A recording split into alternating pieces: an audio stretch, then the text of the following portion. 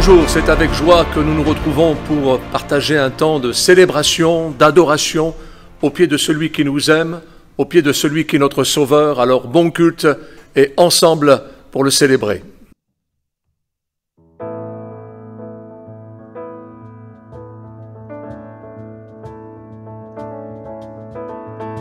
Qui suis-je pour que le roi des cieux m'ouvre ses bras? Perdu mais trouvé par sa grâce, son amour pour moi, son amour pour moi. Il m'a libéré,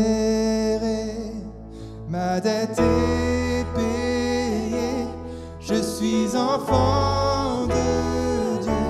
Je suis à lui. Il m'a racheté à la croix grâce à son sang. J'étais esclave du péché, mais il m'a sauvé. Jésus m'a sauvé. Il m'a libéré. Ma dette est payée. Je suis enfant de Dieu. Je suis à lui. Et dans sa maison, j'ai trouvé ma place. Je suis enfant de Dieu. Je suis à lui.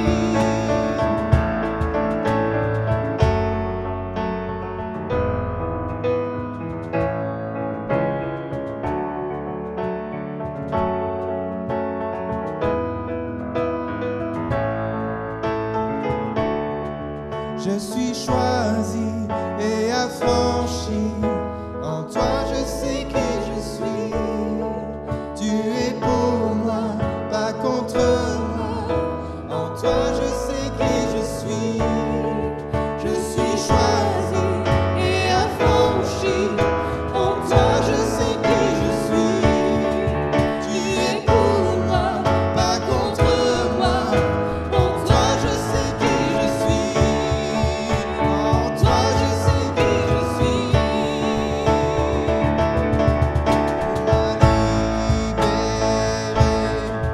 Ma dette est payée. Je suis enfant de Dieu. Je suis à lui.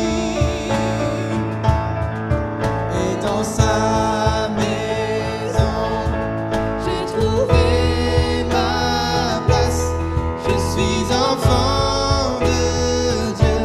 Je suis à lui. Et dans sa maison, j'ai trouvé ma place. Je suis enfant de Dieu. Je suis à lui.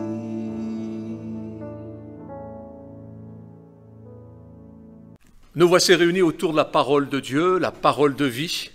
C'est avec bonheur que nous allons l'ouvrir et la méditer. En l'occurrence, dans un texte que beaucoup d'entre nous qui aimons cette Bible, nous connaissons. Ce texte, nous le trouvons dans les Actes des Apôtres au chapitre 3 et au verset 6. Alors Pierre lui dit, « Je n'ai ni argent ni or, mais ce que j'ai, je te le donne. Au nom de Jésus-Christ de Nazareth, lève-toi et marche. » Quelle merveilleuse action qui s'est accomplie dans ce fait, dans ce verset, en ce qu'un homme qui était dans ses problèmes, dans ses soucis, dans ses épreuves, alors qu'il était écrasé par le poids de la fatalité, va voir sa vie totalement changée. Pour autant, dans ce verset, j'oserais rappeler que nous avons comme un choc, le choc des réalités.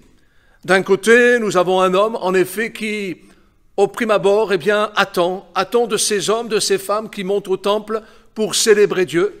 Et puis, il attend quelques oboles, quelques aumônes, quelques soutiens.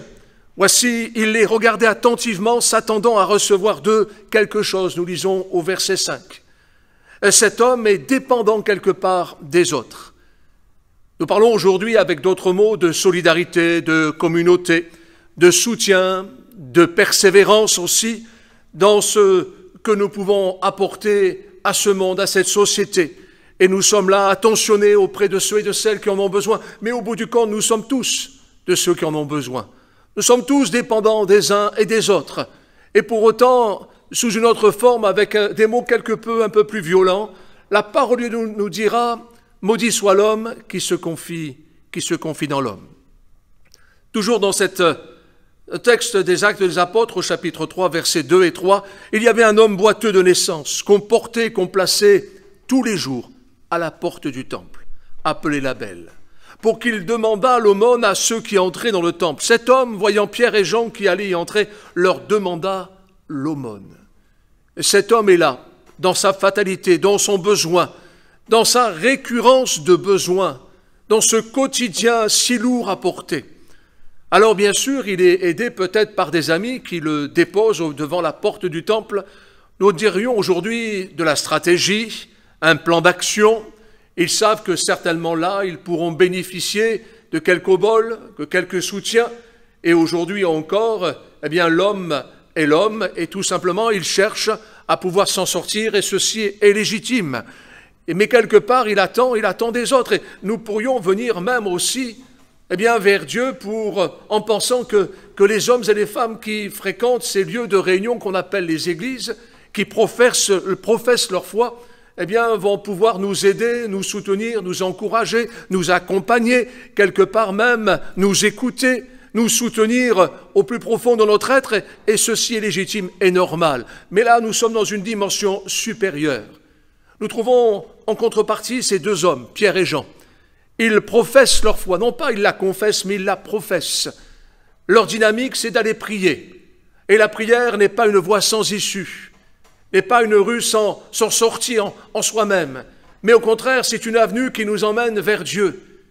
Et nous pouvons prier et nous attendre à lui, et croire qu'au bout de cette prière, de grandes choses, de belles choses vont s'accomplir, non pas celles que nous souhaitons peut-être, mais tout simplement celles que Dieu a pour chacun d'entre nous. Voici, ces deux hommes sont au rendez-vous de la prière. Il est 15 heures, en plein après-midi, en pleine chaleur. Mais voici, ils montent. Ils viennent se retrouver avec d'autres amis pour prier, pour intercéder. Et nous prions depuis tant d'années pour beaucoup d'entre nous, pour que Dieu se révèle à la vie des hommes et des femmes, que des corps soient guéris, que des vies soient changées, que des foyers soient sauvés, que le cœur des pères revienne vers leurs enfants, que des enfants soient élevés dans les voies de Dieu, au-delà de ce qu'ils peuvent entendre sur les bancs de l'école, qu'ils puissent être amenés à connaître l'amour de notre Sauveur et Seigneur Jésus-Christ. Cette prière que Pierre et Jean vont apporter, c'est une prière qui est une action. Alors bien sûr, ils vont prier ce Dieu qu'ils ne voient pas, mais pour autant, voici qu'ils voient. Ils voient la misère devant la porte du temple. Ils voient cet homme avec sa fatalité. Ils le voient et là nous arrivons au point de jonction. Un point de jonction en ce que, cet homme d'un côté attend. Il attend de Pierre et Jean, quelques oboles. Il attend, de ces deux hommes quelques soutiens, quelques pitiés peut-être, quelques pièces, alors que eux vont lui répondre autre chose, tout à fait autre chose, mais qui va bouleverser la vie de cet homme. Cet homme, s'il attend de l'or et de l'argent, eux vont lui dire tout simplement, nous n'avons pas ces choses-là. Peut-être que nous avons des moyens, des capacités, peut-être que nous avons des bonnes actions, des intéressés, peut-être sommes-nous philanthropes, peut-être que nous intéressons à notre prochain, mais ces choses-là ne peuvent te sauver, ne peuvent te secourir. Elles ne sont qu'un arrangement, qu'un soutien ponctuel, momentané, mais en aucun cas pérenne. Voyez-vous, pour nous qui méditons la parole de Dieu, pour nous ici, pour vous, pour toi, pour moi-même qui partage cette parole, je ne peux donner que ce que j'ai, et je n'ai que ce que j'ai reçu. Alors je pourrais rejoindre ces deux versets en disant, je ne peux donner que ce que j'ai reçu. Et ce que j'ai reçu, sans mon Seigneur, je ne peux rien donner. Je ne peux rien apporter. Jésus dira lui-même, sans moi, vous ne pouvez rien faire. Ceci dans l'évangile de Jean, chapitre 15. Alors, qu'as-tu à donner à ton prochain? Que peux-tu lui apporter à ton voisin, à ton proche, à celui qui fait partie du décor de ta vie? Car Pierre et Jean étaient montés nombre de fois déjà au temple. Peut-être avaient-ils vu cet homme, mais ils ne s'étaient pas arrêtés pour lui. Mais voici là, ils sont chargés d'amour, chargés de foi, une foi agissante dans l'amour. et ils sont amenés à interpeller cet homme pour le secourir et pour voir en lui une vie changée et bouleversée. Quand nous lisons Actes des Apôtres, chapitre 3, au verset 4 et le verset 6, nous lisons ceci: Pierre, de même que Jean, fixa les yeux sur lui et dit « Regarde-nous. Mais ce que j'ai, je te le donne. Au nom de Jésus-Christ de Nazareth, lève-toi et marche. » Au nom de Jésus-Christ, au nom de l'amour de Dieu, au nom du tout accompli à la croix, de son œuvre salvatrice, au nom de celui qui nous a laissés comme esprit de vie, de résurrection, qui va bouleverser notre existence, qui va nous convaincre de péché, mais qui va nous convaincre aussi de pardon, et qui va nous amener à vivre une régénération, un bouleversement profond, au nom de celui qui a tout accompli pour nous. Voici, ils sont là, devant cet homme. Lui, il est dans sa misère, dans sa fatalité, dans la récurrence du quotidien.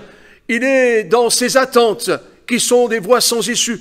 Et eux sont avec ce message salvateur, un message bouleversant. Et c'est cela le choc des réalités. Mais c'est aussi le point de jonction. Et nous voulons vous amener, vous qui écoutez peut-être pour la première fois, les toutes premières fois le message de l'Évangile, vous qui êtes dans ce besoin comme nous l'avons été, venez à ce Sauveur et Seigneur Jésus-Christ, notre Sauveur et Seigneur Jésus-Christ, votre Sauveur et Seigneur Jésus-Christ, celui qui vient pour pardonner votre vie, celui qui vient pour effacer votre dette, celui qui vient pour changer votre existence, celui qui vient pour vous guérir là où vous êtes en ce moment, celui qui vient pour mettre de nouveaux sentiments dans votre cœur. Cet homme a eu sa vie totalement changée. Et nous voulons être comme Pierre et Jean, chargés d'amour et de foi. Et nous voulons vous dire, bien que nous ne puissions pas vous voir en direct, mais le dire avec force, avec conviction, Jésus, au nom de Jésus, le Seigneur est là pour vous secourir. Il est là pour vous bouleverser. Et pour notre part, oui, notre part, nous voulons être comme Pierre et Jean. Nous voulons aller vers notre prochain, vers ceux qui font partie du décor de notre existence, vers nos proches, vers nos collègues de travail, et chargés de cette foi, animés d'amour, de l'amour de Dieu. Nous voulons être de ceux et qui s'engagent. Nous lisons dans Actes chapitre 3, verset 7. « Et le prenant par la main droite, il le fit lever. Au même instant, ses pieds et ses chevilles devinrent fermes. » La main droite dans ces pays, et dans beaucoup de pays d'Orient, et plus encore de la Grande Afrique, la main droite, c'est la main officielle. C'est la main qui nous lie. C'est la main de l'association. C'est la main propre, tout simplement. C'est celle qui nous engage en public. Et voyez-vous, Pierre et Jean vont prendre cet homme par la main droite. Pas simplement un soutien avec les deux mains, avec les deux bras, mais cette main officielle. En disant ce que nous te disons, nous nous engageons à tenir notre parole. Et cette parole, c'est celle de notre Sauveur et Seigneur Jésus-Christ. Et si nous ne pouvons rien faire sans lui, mais avec lui, nous pouvons accomplir des exploits. C'est cela le message de l'Évangile. Notre confession de foi, notre engagement, nous prenons par la main, nous nous prenons les uns les autres par la main en disant au nom de Jésus, lève-toi et marche. Alors nous n'avons pas de leçon de morale à donner à qui que ce soit. La charge de notre propre existence est assez lourde, mais nous voulons saisir la main de notre Sauveur et Seigneur Jésus-Christ. Il est lui-même à la droite de Dieu le Père. Il est lui-même le tout accompli, le solennel, l'officiel. Dieu nous a tant aimés et il s'est engagé pour nous secourir. Dans ce même chapitre, au verset 8, d'un saut, il fut debout. Il se mit à marcher, il entra avec eux dans le temple, marchant, sautant et louant Dieu. La vie de disciple est une marche en avant, littéralement une marche heureuse, engageante, baignée de foi, agissant dans l'amour et de facto vers notre prochain. Mes frères, mes sœurs en Jésus-Christ, membres de notre Église ou ailleurs, vous qui nous écoutez, alors que vous êtes au pied du Seigneur, peut-être même en train de vous accabler, peut-être dans un défaitisme accablant, levez les yeux vers celui qui peut tout pour vous. Et dites-lui, Seigneur, je suis le temple du Saint-Esprit. Je suis enfant de Dieu. J'ai avec moi celui qui m'a tout donné. Et je ne peux donner que ce que j'ai reçu. L'or et l'argent appartiennent au monde. Mais moi, j'ai, au nom de Jésus-Christ, la capacité de prier pour ceux et celles qui sont dans la difficulté, en commençant par ceux et celles qui m'entourent, sur les sujets de la vie du quotidien. Et je veux voir l'œuvre de Dieu s'accomplir dans mon existence et dans celle de ceux et celles qui m'entourent autour de moi. Voyez-vous, nous pouvons lire aujourd'hui, si tu entends sa voix, n'endurcis pas ton cœur. Par 3 fois, nous trouvons ce texte dans la parole de Dieu. Et j'aimerais le répéter j'oserais dire une quatrième fois, aujourd'hui, si tu entends sa voix, n'endurcis pas ton cœur. Nous pourrions nous rabougrir, nous replier sur nous-mêmes et trouver mille et une excuses, mais crois seulement et tu verras la gloire de Dieu. Le message de l'Évangile est d'une simplicité, c'est de l'eau fraîche, l'eau qui coule et qui coule du cœur de Dieu. Alors pour clore, ce moment, j'aimerais lire avec vous dans l'Évangile selon Jean, chapitre 15, versets 4 à 6. « Demeurez en moi, et je demeurerai en vous. Comme le sarment ne peut de lui-même porter du fruit, et s'il ne demeure attaché au cep, ainsi vous ne le pouvez non plus. Et si vous ne demeurez en moi, je suis le cep, vous êtes les sarments. Celui qui demeure en moi et en qui je demeure porte beaucoup de fruits, car sans moi, vous ne pouvez rien faire. Si quelqu'un ne demeure pas en moi, il est jeté dehors, comme le sarment, et il sèche. Puis on ramasse les sarments et on les jette au feu, et ils brûlent. » Dans cette parabole, dans cette explication, dans cette comparaison que Jésus nous laisse, nous avons le résumé de l'œuvre salvatrice de Jésus en nous, de ce que Dieu attend de nous. Il veut que nous portions beaucoup de fruits. Non pas faire de belles et de bonnes actions seulement, mais être de ceux et de celles qui sont sauvés par la foi et qui triomphent du monde par la foi, une foi agissant encore dans l'amour, et l'amour a un nom, notre Sauveur et Seigneur Jésus-Christ. Alors, pour vraiment finir et appuyer, parapher cette pensée, ce temps de culte et de partage, Romains chapitre 8, verset 35, et ainsi de suite. « Qui nous séparera de l'amour de Christ? Sera-ce la tribulation ou l'angoisse, ou la persécution, ou la faim, ou la nudité, ou le péril, ou l'épée? Selon qu'il est écrit, c'est à cause de toi qu'on nous met à mort tout le jour, qu'on nous regarde comme des brebis destinées à la boucherie. Mais dans toutes ces choses, nous sommes plus que vainqueurs par celui qui nous a aimés.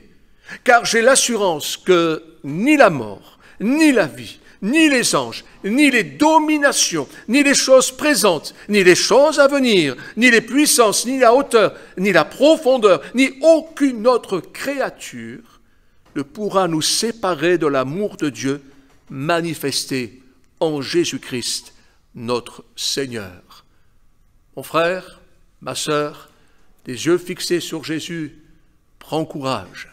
Et au nom du Seigneur Jésus, donne ce que tu as reçu de sa part, et tu as tout reçu, et tu verras de grandes et de belles choses s'accomplir autour de toi, pas tant juste pour toi, pour ton bénéfice, mais pour la gloire de Dieu et pour le salut d'un plus grand nombre. Permettez que nous prions. Notre Dieu, notre Père, nous nous réjouissons d'être à tes pieds, toi qui nous as tant aimés. Alors que nous n'étions que vapeur qui passe, tu t'es investi en nous. Tu as changé notre vie, tu as bouleversé notre existence, et nous sommes devenus le temple du Saint-Esprit. Bien qu'imparfait, manquant d'intelligence, voici que tu habites dans notre être tout entier, et tu nous animes de sentiments nouveaux. Tu nous vivifies par ton esprit, l'esprit de résurrection. Nous confessons haut et fort qu'au nom de Jésus-Christ, nous pouvons accomplir des exploits. Au nom de Jésus-Christ, les voies sans issue peuvent devenir des boulevards. Au nom de Jésus-Christ, ceux qui étaient tenus dans les liens, dans les chaînes, peuvent être délivrés. Tu nous donnes, Seigneur, cette foi agissante dans l'amour. Et si même nous sommes dans une actualité des plus terribles, nous croyons, Seigneur, que ton amour est en nous et nous ne serons jamais séparés de toi. À toi la gloire, à toi nos vies. Amen. Mon Dieu,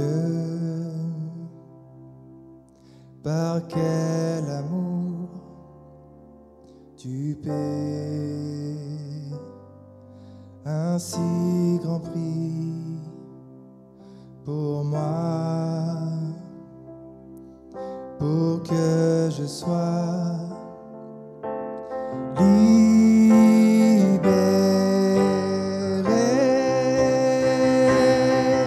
Oh, quel amour et quel sacrifice, le Fils de Dieu s'est donné. Pour moi il paie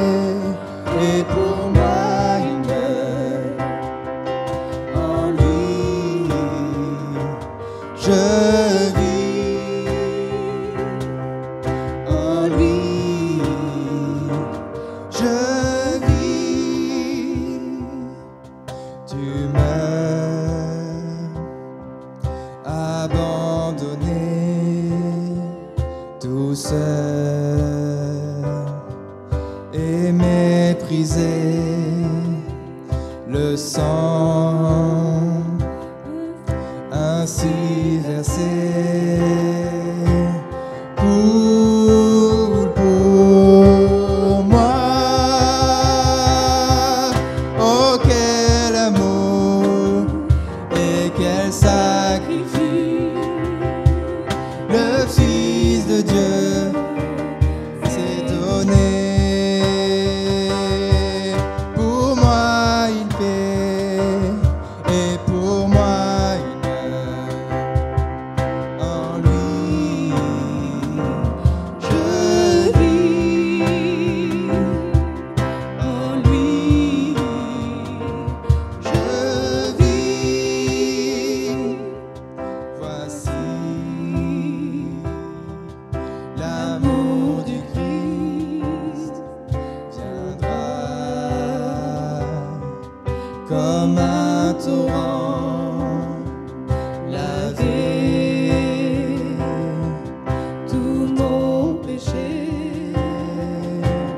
Tu vivras. Oh, quel amour et quel sacrifice, le Fils de Dieu s'est donné. Pour moi il paie et pour moi il meurt. En lui je vis, en lui je vis.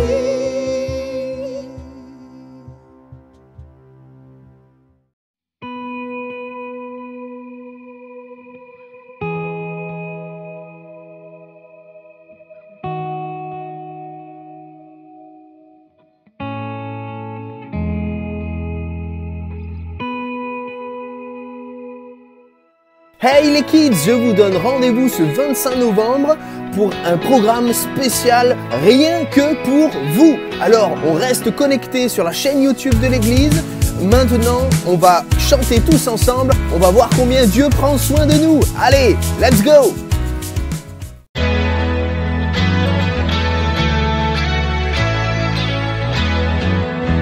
Je lis ma BIBL et voici ce que j'y vois écrit. Il est dit que je ne suis jamais seul. J'apprends comment JESUS descendit vers nous et donne à tout. Sans aucun doute est ton meilleur ami. Notre Dieu connaît tous mes besoins. Alors je me souviens. Demande, il entend. Cherche, il est là. Et quand tu toques, toques, toques, toques, toques, Dieu ouvrira la porte. Demande, il entend. Cherche, il est là. Et quand tu toques, toques, toques, toques, toques, Dieu ouvrira la porte.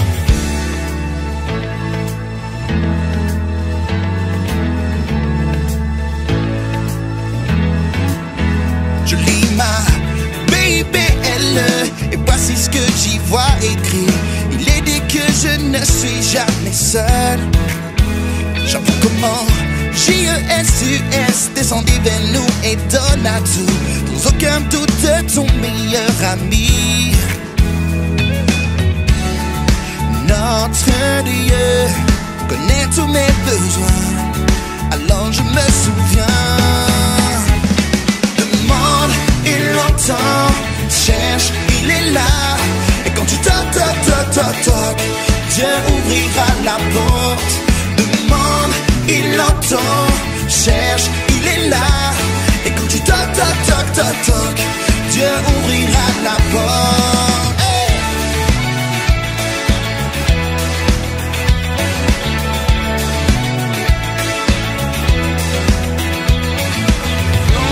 Hey! cherches, il est là. Et quand tu toc, toc, toc, toc, toc, Dieu ouvrira la porte. Demande, il entend. Cherche, il est là. Et quand tu toc, toc, toc, toc, toc, Dieu ouvrira la porte. Notre Dieu connaît tous mes besoins. Alors je me souviens